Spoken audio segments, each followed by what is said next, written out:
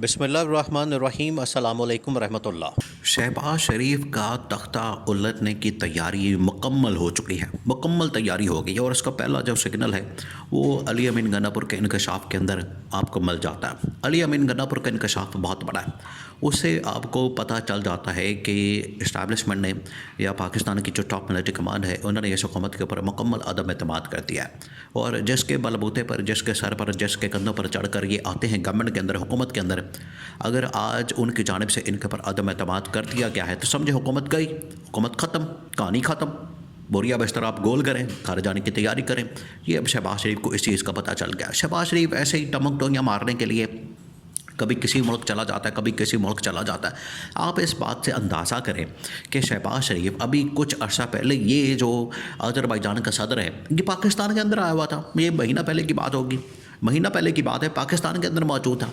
तो भाई कौन सा ऐसा मामला था, कौन सी ऐसी बात थी, कौन सी ऐसी चीज़ थी जो महीना पहले नहीं हो सकी, महीने बाद आपको याद आया और शहबाज शरीफ उधर अज़रबैजान के अंदर पहुंच गया। वेले नकारे बैठे हुए, ना कोई काम है ना काज है, कुछ भी करने को है नहीं, ऐसे ही उठते हैं, किसी भी मुल्क का दौरा कर लेते हैं और किसी भी मुल्क में चले जाते हैं। अरबों रुपए पाकिस्तानियों के वहाँ पर खा पी के उड़ाव के सैर सपाटा करके चले आते हैं, वापस आ जाते हैं, निकलता उसमें से कुछ नहीं। तो बस इसी चक्रों में पड़े हुए। लेकिन इस्टेब्लिशमेंट ने इनके ऊपर अदम एतमाद कर दिया। उसका जो इंकशाफ है वो किया गया है अली अमीन गन्नापुर की जानिब से और इसीलिए अब नेशनल गवर्नमेंट की बात हो रही है। देखिए इमरान खान तो इस गवर्नमेंट के खात्मे के लिए, इमरान खान तो इस गवर्नमेंट को मानने के लिए तैयार ही नहीं था। इमरान खान ने तो पहले दिन कह दिया था कि इन्होंने फॉर्म 47 के मुताबिक हुकूमत बनाई है, इन्होंने मैनिपुलेशन की है, इलेक्शन के अंदर धांधली की है, इलेक्शन के ऊपर डाका मारा है, इलेक्शन के अंदर डकैती की है और उसका सबूत जो है वो रावलपिंडी के कमिश्नर लियाकत चट्ठा ने भी दे दिया था। बहरहाल वो एक लंबी डिबेट है, वो एक अलहदा इशू है। मामला ये है कि इस वक्त एक कौमी गवर्नमेंट, कौमी हुकूमत की बात हो रही है, नेशनल गवर्नमेंट की बात हो रही है और इनके ऊपर जो है अदम एतमाद कर दिया गया। सबसे पहले अली अमीन गन्नापुर ने जो इंकशाफ किया वो ये कि अली अमीन गन्नापुर ने कहा आपके नॉलेज में है, आपको पता है। अब आप इमेजिन करें कि जब ये आपस में मिलते हैं, अली अमीन गन्नापुर के साथ जो मुलाकातें होती हैं उसके अंदर क्या बात होती है और बाहर क्या मामला होता है। अली अमीन गन्नापुर के साथ जब मुलाकात हुई और मुलाकातें ये पिछले काफ़ी अरसे से हो रही हैं, पेशावर के अंदर भी होती हैं।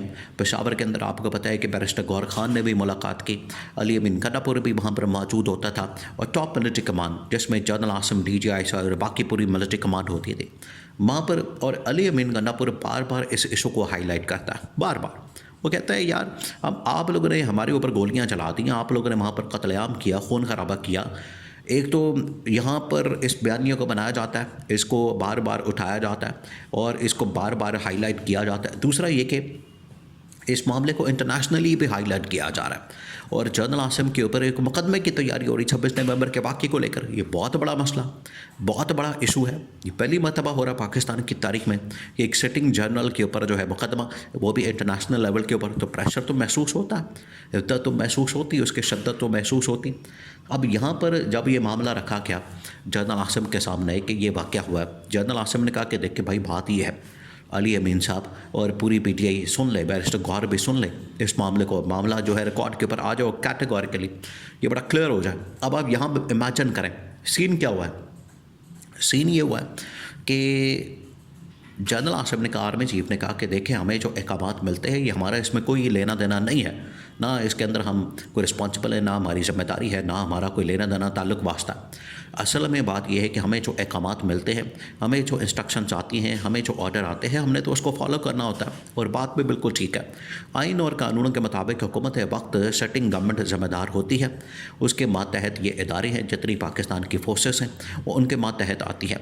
तो जो सेटिंग गवर्नमेंट, फेडरल गवर्नमेंट, क्योंकि ये इस्लामाबाद की टेरिटरी के अंदर ये वाक़या पेश आता है, तो जो उनको इस्लामाबाद की टेरिटरी में अहकामात मिलेंगे उसके मुताबिक फोर्सेस काम करेगी। अगर वहाँ पर कोई कत्लेआम हुआ है, गोलियाँ चली हैं, वहाँ पर कोई फायरिंग हुई है, PTI के वर्क सपोर्टर्स के ऊपर कोई फायरिंग की गई है, गोलियाँ चलाई गई हैं, तो उसमें ज़िम्मेदारी बनती है सिटिंग गवर्नमेंट की, फेडरल गवर्नमेंट की।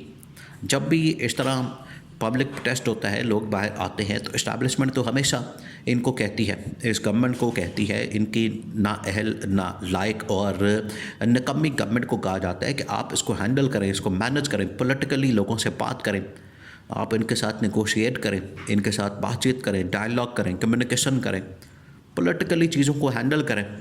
लेकिन देखिए, इस्टेब्लिशमेंट की जो फ़ौज होती है वो तो इस हवाले से ट्रेंड होती है, उनके पास ट्रेनिंग होती है, वो तो सीधी गोलियां चलाने के माहिर होते हैं। उनको तो एक ही चीज़ सिखाई जाती है कि दुश्मन से आपने लड़ना कैसे है।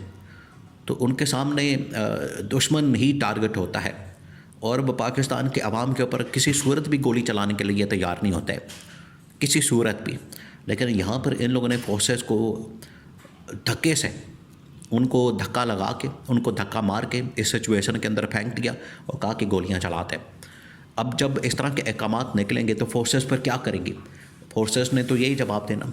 तो अब आर्मी चीफ की जानिब से ये इंकशाफ किया गया है, जनरल आसिम की जानिब से ये इंकशाफ किया गया है कि हमारा तो इससे कोई लेना देना नहीं था, हमने तो इसमें कोई किरदार अदा किया नहीं, हमारा तो इससे कोई ताल्लुक वास्ता नहीं बनता, हमें जो गवर्नमेंट की जानिब से कहा गया उसके मुताबिक हमने काम किया।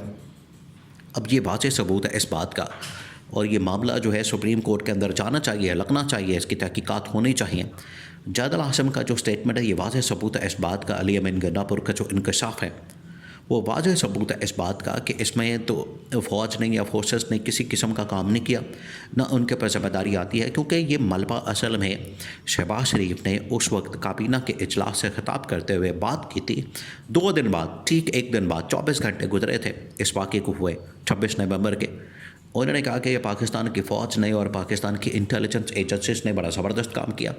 उन्होंने तो सारा मलबा डाल दिया पाकिस्तान की फ़ौज के ऊपर और एजेंसियों के ऊपर। लेकिन आज जनरल आसिम के इस स्टेटमेंट के बाद और अली अमीन गन्नापुर के इस इंकशाफ के बाद सिचुएशन बिल्कुल वाज़ेह हो जाती है कि ज़िम्मेदारी किसके ऊपर आती है? ज़िम्मेदारी आती है इस गवर्नमेंट के ऊपर। और अब कौमी गवर्नमेंट की, नेशनल गवर्नमेंट की अगर बात हो रही है तो इसका वाज़ेह, इसका ये चीज़ अब क्लियर हो जानी चाहिए। अब इससे चीज़ क्लियर हो जाती है कि इस गवर्नमेंट से, इस हुकूमत से, एक तो इनकी कारकर्दगी परफॉर्मेंस बिल्कुल ज़ीरो, इससे तंग आ चुके हैं, हर बंदा इनसे तंग है, हर इदारा इनसे तंग है, इनको लाने वाले ख़ुद भी तंग हैं, लाने वाले भी इनको उकता चुके हैं और लाने वाले भी अब इनसे जान छुड़ाना चाहते हैं। वो अब या तो मरीम नवाज़ को तैयार किया जा रहा है या किसी और को तैयार किया जा रहा है। बहरहाल शहबाज शरीफ से तो जान छुड़ाने का वक्त आ गया। शहबाज शरीफ को इस बात का पता चल गया, उसको इस बात की भनक पड़ गई, खटक होगी, उसको अब पता चल गया है।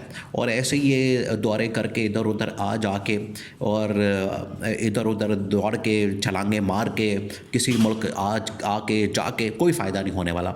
यहाँ पर एस्टैब्लिशमेंट ने बता दिया कि असल ज़िम्मेदारी किसके ऊपर आती है, ज़िम्मेदार कौन है और रिस्पॉन्सिबिलिटी किसके सर पर है।